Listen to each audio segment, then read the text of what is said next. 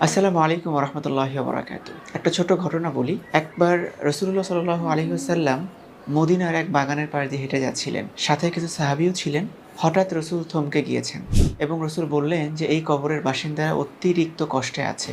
কিন্তু আশ্চর্যের ব্যাপার হচ্ছে তারা খুব সামান্য কারণে কষ্ট পাচ্ছে।" তখন সাহাবীরা জিজ্ঞেস করলেন যে, "কি এমন কারণে তারা এত বেশি কষ্ট পাচ্ছে?" রাসূল বললেন, "তারা প্রস্রাব করে পবিত্রতা অর্জন করত না এবং একজনের কথা অন্যজনকে লাগাতো।" সুবহানাল্লাহ! এটা খুব সূক্ষ্ম একটা ব্যাপার এবং আমরা এটাতে অলসতা অথবা মজার ছলে আমরা এই দুটি কাজ করে থাকি।